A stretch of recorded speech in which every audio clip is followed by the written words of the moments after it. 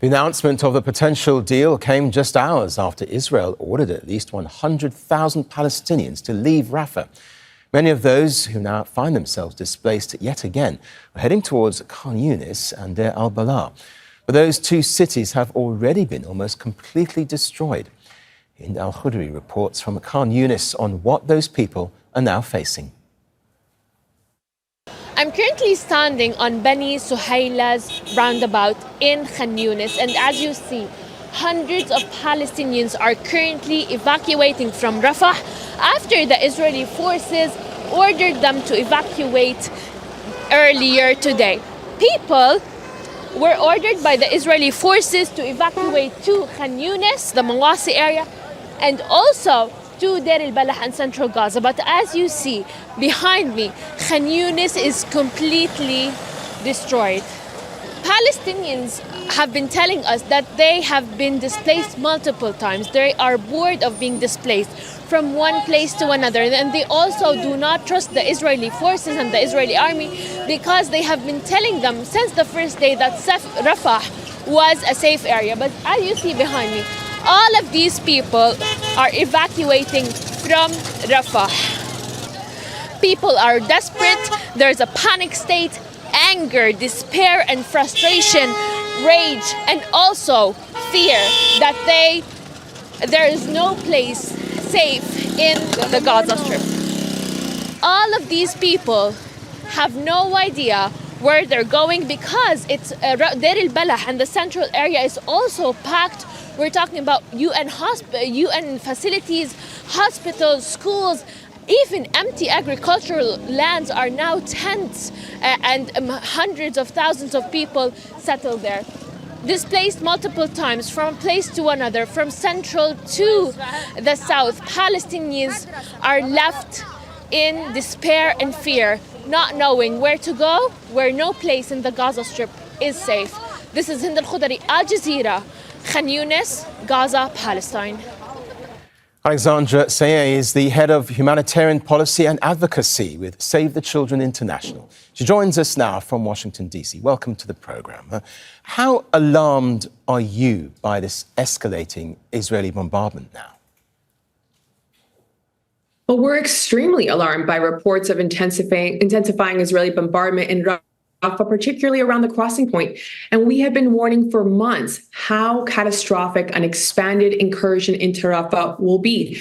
Not only do we now fear mass civilian casualties, but potentially the complete collapse of the humanitarian aid response in Gaza, which has already struggled to keep the population alive. If the bombardment around Rafah continues, and if we see a closure of the crossing point, which has been the primary land route used by the aid agencies to move assistance into Gaza, there will be almost no aid coming into Gaza. No other crossing point to date has managed to replace Rafah, not Kerem Shalom, and not Erez, which is still not fully operational. And so if we continue seeing what we're seeing, it'll lead to an even more catastrophic situation. We will likely see an acceleration in the rates of starvation. Even more people will die of malnutrition, dehydration, and disease, and a lack of medical assistance. Israel has talked about so-called safe zones, but in reality, is anywhere in Gaza safe? Nowhere in Gaza is safe, and we're extremely alarmed by the new relocation orders that were issued by Israel to more than 100,000 people in Rafah earlier today. There are hundreds of children who are maimed, who have lost one or more of their limbs, many children who are malnourished. They're suffering from chronic illnesses, diseases, illnesses like cancer. Elderly who are weak, who are starved. These people cannot flee by foot to another area. The relocation orders that were issued do not offer any safety, and the so-called humanitarian zone that they were told to go to is not humanitarian. These areas do not offer the services that are needed to survive, and again, no area in Gaza so far has proven to be safe. Time and time again, families have been told to flee, and then they are attacked where they are told to flee to. And notwithstanding, of course, the disaster that this is for civilians, how difficult is it for aid workers to operate now? Well, we've seen time and time again aid workers being killed in Gaza. More than 250 aid workers so far. The majority Palestinian have been killed over the last 7 months. We have not seen any guarantee of safety for aid workers or civilians. And again, an expanded Israeli incursion into Rafah, where the hub of the humanitarian response sits right now, is going to spell an even more catastrophic situation, possibly the darkest and deadliest chapter of this crisis to date.